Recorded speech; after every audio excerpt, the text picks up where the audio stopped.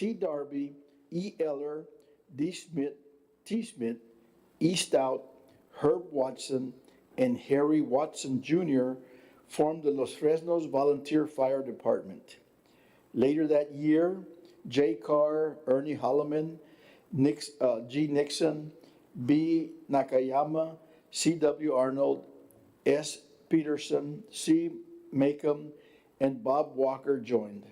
These men are the charter members of the Los Fresnos Volunteer Fire Department. And whereas funds had been subscribed by a businessman in Los Fresnos and the surrounding area, they were able to purchase a 110 Mack crash truck with a 50-gallon per minute front-mounted pump and a 550-gallon booster tank from Army surplus. On December 20th of 1948, the city of Los Fresnos agreed to fund all expenses for the upkeep and the repairs of the fire truck. During December of 1948, the Young Department answered three blazes, one at the airport, one at the Los Fresnos School District, and one at the Whipple residence. Smoke eaters were formally entrenched in the hearts of their fellow townsmen before the turn of the year. Whereas in 1951, the Los Fresnos Volunteer Fire Department purchased a 1936 Lincoln hose and chemical truck from Weslaco, Texas, which carried 1,000 feet of 2.5-inch hose and a chemical extinguisher. The equipment was successfully used on a number of occasions and was retired from service in 1956. And whereas, in addition to the two trucks, the fire department also owned its own fire station, which they built on a lot in the corner of Los Fresnos. That was purchased on September 13th of 1949 at a cost of $300. And whereas the fire department is currently owned by 38 active member volunteers, their fleet consists of 10 fire trucks, 3 EMS advanced life support units, and 1 multi-patient advanced life support unit. The fire department responds to fires, automobile accidents, EMS assistance, etc. The fire department still receives private donations, with a larger part of the funding attained through contracts with the city of Los Fresnos, the town of Indian Lake, and Cameron County, Texas. And whereas today, as of November, when we passed this resolution, the officers were, and I hope are today, Chief Gene Daniels, First Assistant Chief Mike Mann Jr., Second Assistant Chief Walberto Bennett, Captain Joe Rodriguez, Lieutenant Training Officer Walberto Bennett III, Lieutenant Joel Menchaca, President Jared Sheldon, Secretary Damian Hairston, Treasurer Bob Middleton, and Chaplain Jesus Loperina. The firefighters Jorge Garcia, Victor Sandate, Miguel Alvarado, Jonathan De Gaspri, Violet De Gaspri, Johnny De Gaspri, Andres Coronado, Ramiro Quintero, Rogelio Quintero, Raúl Quintero, Cody Taylor, Andrew Gonzalez, Ron Hines, Hector Gonzalez, Jose Lupereño, Tor Lupereño, Abram Ramones, Gabriel Pedraza, Julio Serna, J.J. Altimirano, Buster Jones, Andrew Alvarez, Edgar Bazan, Stephen Flores, and Ray Bazan. Now therefore be it resolved that the Commissioners Court recognizes and honors the Los Fresnos Volunteer Fire Department for 75 years of service to the community of Los Fresnos and the surrounding areas. Approved on this day of November 21st of 2023, signed by Eddie Trevino, Sofia Benavides, Commissioner, Joey Lopez, Commissioner, Gus Reese, Commissioner, and myself, yours truly. It's an honor to be here before you, to thank you on behalf of Cameron County for what was true in 1948 as it is true today, what volunteerism can do, how we can help our communities, how we can make a difference, and how, we keep our folks in our communities safe. And, there's not any words that I can use to tell you especially from the county perspective of, we don't have to think back too far, 4 or 5 years ago during the COVID crisis, one of the first and probably the only fire department that came to our rescue during those times when the county was in dire need of administering shots in this county, without any hesitation, you all stepped up. You all didn't say no. You all just said, there it is. There's our building. What can we do to help? How can we help you? And what can we do? When we had, I recall the days, 6,000, when Los Angeles, California was bragging about having 8,000 vaccinations in LA Stadium, we were doing 6,000, 7,000 vaccinations a day here for consecutive days in a row. And all of that only occurred because of all of you and the city, of course. I would be remiss if I don't thank the city, and the council members and the mayor and Mark, because that was an act that you did for this county that does not go unappreciated.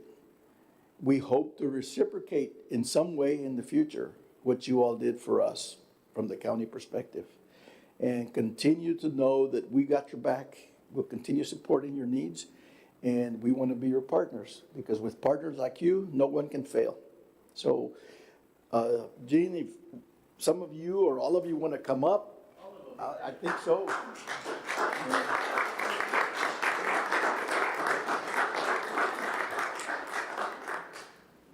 It takes a village. It takes a village to get anything done. You can't do it alone.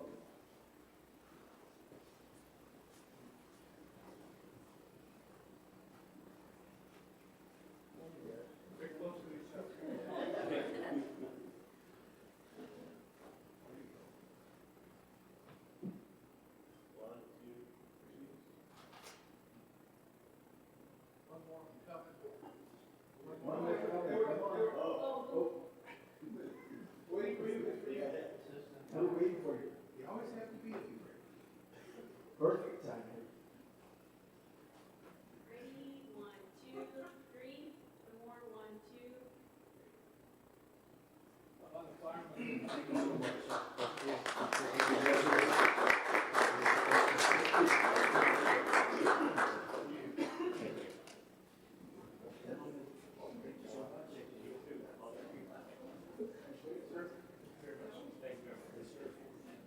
Thank you for allowing us to do this in front of your meeting today. Rest assured that our doors are open. Call them. We'll help. Okay? Thank you very much. Yes, sir.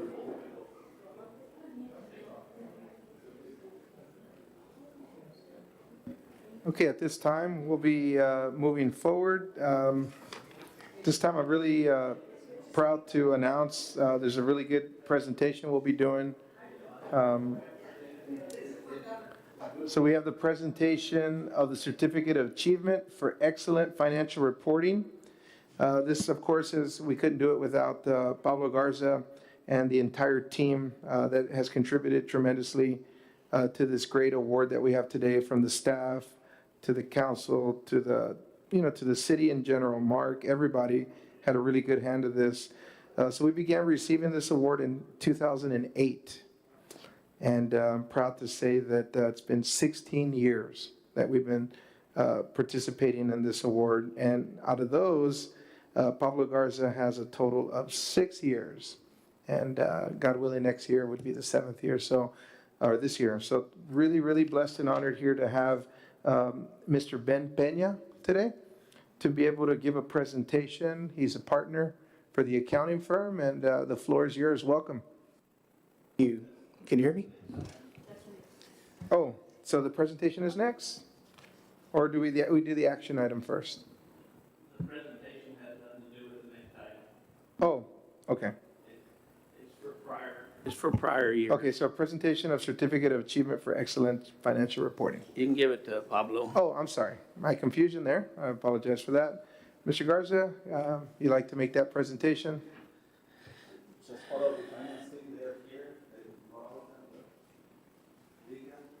Garcia, okay over there, and then he's Okay, Mayor, you okay? Ramirez, the police supervisor. It's good to hear that we are not able to do. Hey, congrats. Thank you. Congratulations. Good to see you again. Good to see you. What's your favorite?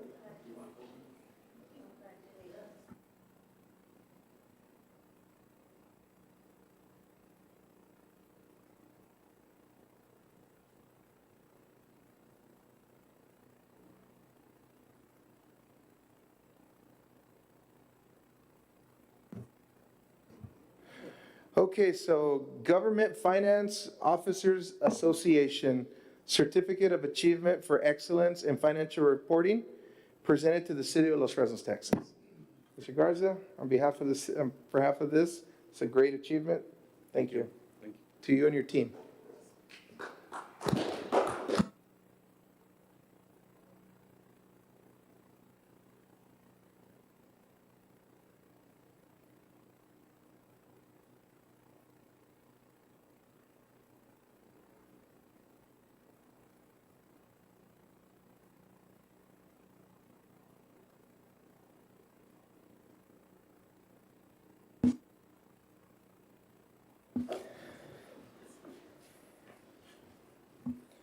Consideration and action to approve the audit report for 2022-2023 fiscal year. At this time, we'll have Mr. Peña. Thank you very much for being here, and sorry about the confusion. No problem. Thank you, Mayor and council members. Pleasure to be here. My name is Ben Peña with Burton McCumber Longoria.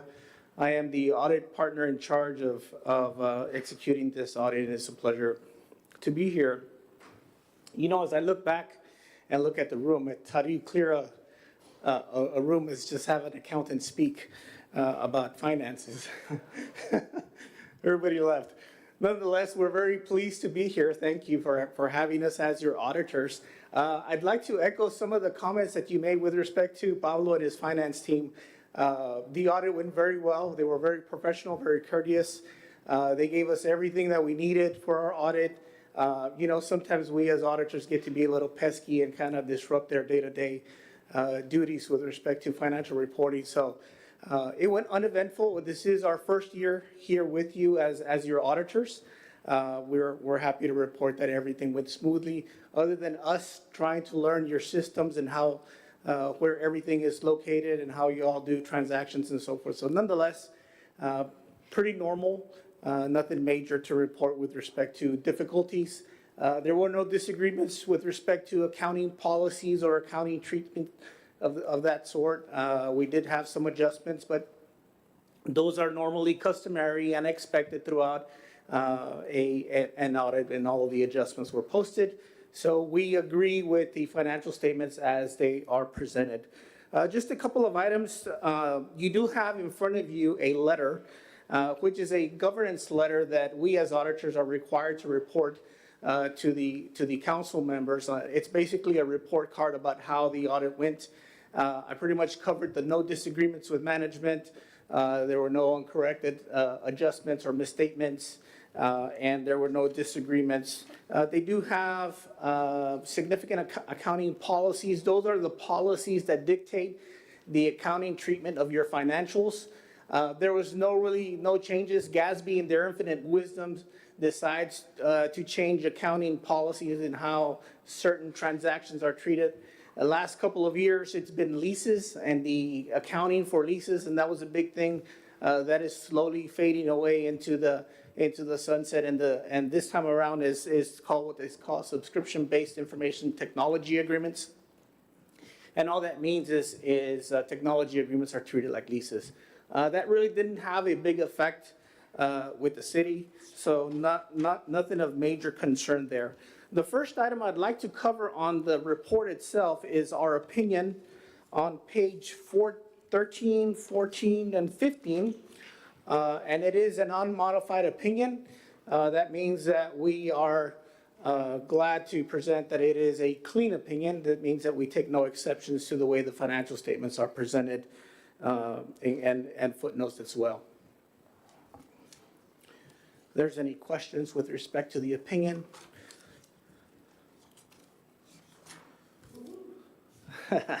There you go. The next item I'd like to go with you is in the MD&A on page 23. And I'll just make a couple of observations with respect to your financial statements. I know that listening to accountants read off numbers is not the best thing to listen to, but nonetheless, if I'd like to present some color with respect to the financial statements, you're almost looking at a carbon copy of last year. There was a slight increase in revenues. Obviously, the property tax values went up as well, so that caused a little uptick in your revenues. But for the most part, everything looks relatively carbon copy from one year to the next. No major variances, no major issues with respect to those financials as well. You will see that property tax total revenues went up by 420,000, and that's generally attributed to the property taxes and the sales tax as well. The net increase in net position was 777,000, and our net position ended up at 13 for the governmental side of things. Okay, we still have the utility fund that's on your business type activities there. On the middle two columns, you got the comparison from last year to this year. That one it's almost a break even at 271,000 for the water and sewer fund. And our fund balance started at 22.5 and it ended up at 22.7. So again, not earth shattering with respect to changes from last year. Everything's pretty much the same. The next item I'd like to cover is your funds. And this is probably the number and that one's on page 34. Those are your governmental funds balance sheets. And this is the number that almost everybody looks at is your general fund balance. You'll see on the bottom left on page 34 is 2.7 million.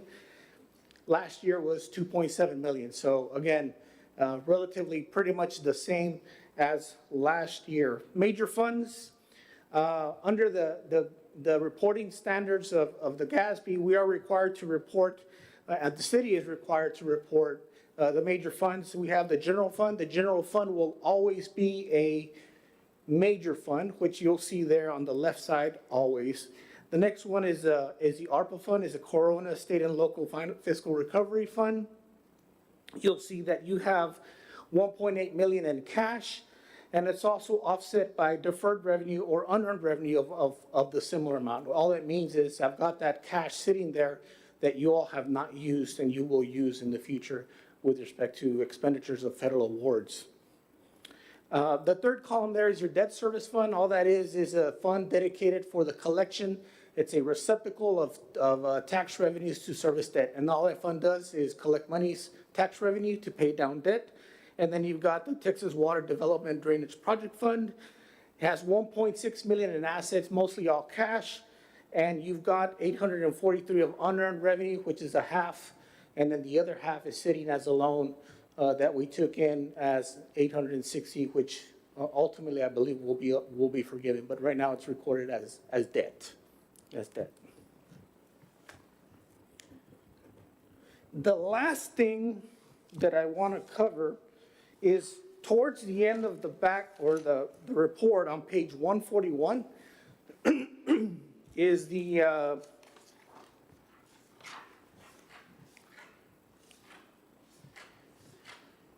our opinion with respect to internal control over financial reporting. We as auditors are charged with making sure that the internal controls are being followed. We don't opine on the adequacy of those internal controls, but we are required to test to not only make sure that the internal controls are in place, but that they're being followed. And so our test with respect to financial statement reporting is not only that they're in place, but that they're being followed. And that's a lot of our expenditure testing, our procurement testing, all the approvals. You know, when you see approvals here on the council's agenda to approve certain transactions, to approve grants, all those are controls which indicate oversight of the reporting process and the transactions. And so we're glad to report that there were no findings with respect to internal controls over financial reporting. The next report after that is the uniform guidance, which is our opinion with respect to compliance on major programs and federal expenditures. And so these are your award expenditures. And under the uniform guidance, there are certain compliance requirements that are applicable to federal award expenditures. And so we as auditors have to verify that those, not only that you complied with those requirements, but also the internal controls related to those compliance requirements are in place. And we actually have to see evidence that those internal controls are in place. So, for example, if there's a requirement to verify that a vendor is not suspended or debarred from performing services to any government, right? And so we can go check that they're not debarred, but our requirement is to verify that the city verified, and I want to see evidence that they are doing the efforts to ensure that the compliance requirements are being met. We had no issues, no findings with none of those compliance requirements. Excuse me. And if you go to page 145, you'll see the schedule of findings and questions costs related to financial statements. We talked about those. There were no findings or material weaknesses and non-compliance material to the financial statements, as well as the federal awards compliance requirements for internal control over compliance, as well as compliance. You'll see the no, they're all checked off. And we did look at, of the 2.4 million in federal expenditures, we looked at the Clean Water State Revolving Fund, which was right around 2 million, and also the ARPA fund, which was 211,000. And that one is a must select, and so we had to select that one. No findings, very clean audit. Everything is orderly and in its place, and it was a pleasure to work with the finance team. You all have a really good team working for you. And that is my report. Thank you very much. I know that all this sounds a little boring, but at the end of the day, it's extremely important, and it requires the city to remain in checks and balances, and that we're doing the right thing. And I just want to thank again and reiterate the work that Mr. Pablo and the entire team has done. We're very proud to sit here and have this kind of, like history with proven leadership in this area. So thank you very much, Mr. Pablo, and thank you to the team that's back there. We really do appreciate the hard work that you guys do. At this time, is there anything that the council would like to discuss or talk about in regards to these accounting principles or these financial reportings?